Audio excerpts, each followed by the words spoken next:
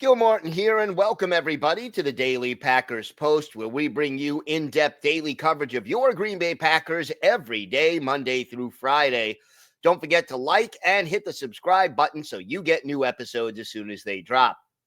Today, we're going to discuss the Packers' three biggest areas of need after the first wave of free agency. And again, don't forget, the Packers did add two major players in free agency, guard Aaron Banks and cornerback Nate Hobbs. So you got to take that into consideration when looking at the three biggest needs. And keep in mind, you can fill these needs either with more free agents, via trade, or in the draft, or a combination thereof. We all know Brian Gutekunst likes to double and triple down at positions of need, and it wouldn't surprise me if we see more players added at these positions. So the first area of need coming in at number 3 is still cornerback. I like the addition of Hobbs. He gives depth and versatility to the Packers. He could play in the slot or even on occasion on the perimeter. But we know the Packers have already lost Eric Stokes, and Jair Alexander's situation remains up in the air. I still think he's unlikely to be back. So the top 4, if Alexander is not back on the depth chart, are Keyshawn Nixon, Carrington Valentine, Javon Bullard, and Hobbs.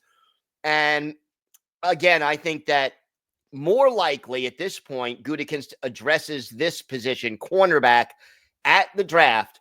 And to me, it's either going to be day 1 or day 2, most likely, where he adds a player here. Coming in at number 2 on our list, wide receiver. This is an area the Packers have yet to address, even though, we've heard Josh Jacobs during Super Bowl week saying, hey, we need a veteran, proven number 1 go-to guy.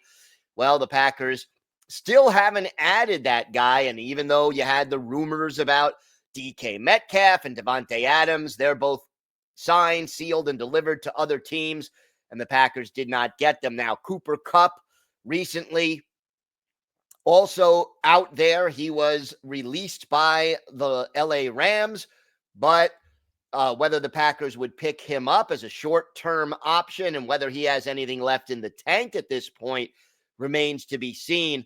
The reason for the need, I think, is pretty obvious. I mean, we know Christian Watson is going to miss at least half of the upcoming season as he recovers and rehabs from knee surgery. You got Romeo Doubs, Jaden Reed, and Dontavian Wicks right now as the 3 players at the top of the depth chart. Bo Melton and Malik Heath topping off the next 2, providing depth. But the thing about Doubs, Reed, and Wicks, all of them struggled with drops last year.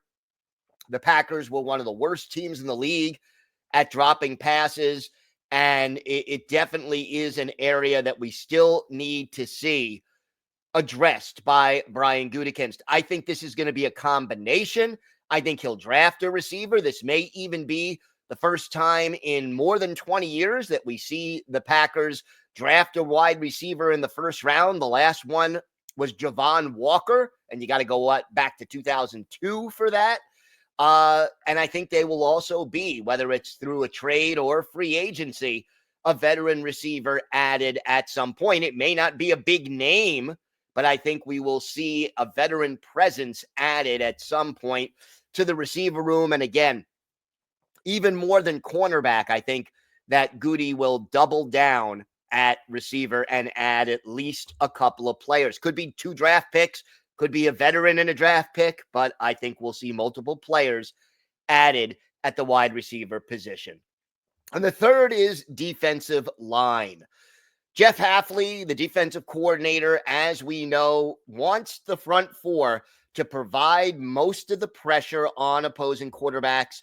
It didn't happen last year, certainly not enough. Rashawn Gary led the team with 7.5 sacks.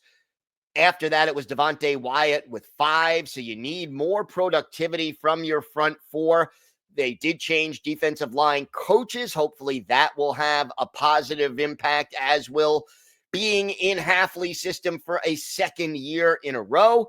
But Again, an edge rusher or a defensive end is a necessity. And quite honestly, so is a defensive tackle. TJ Slayton has departed. He has signed as a free agent, so you need to fill his role as a run stopper, a guy who occupies multiple blockers at the point of attack and stops the run. We still could see Kenny Clark move back to the nose, and then you see more of Carl Brooks and Colby Wooden. Those are your top three interior linemen as of right now, while on the edge you have Rashawn Gary, Kingsley Enagbare, Brenton Cox, and Lucas Van Ness. I could also see the Packers using a first round or a day 2 pick, which is second and third round, either at defensive tackle or at defensive end. Defensive tackle is a deep draft, and I get the feeling the Packers will most likely go day 3 for a defensive tackle, whereas defensive end could be day 1 or day 2.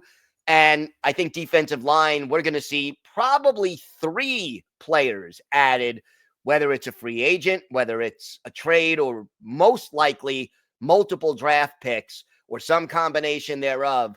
I think the Pack will look to bolster the defensive line in a pretty big way. But, well, we'll see. Let's get your thoughts on this. Feel free to comment and let us know what you think the Packers should do and what you think their top 3 areas of need are after that first initial wave of free agency. Don't forget to check out our website at thepackerspost.com.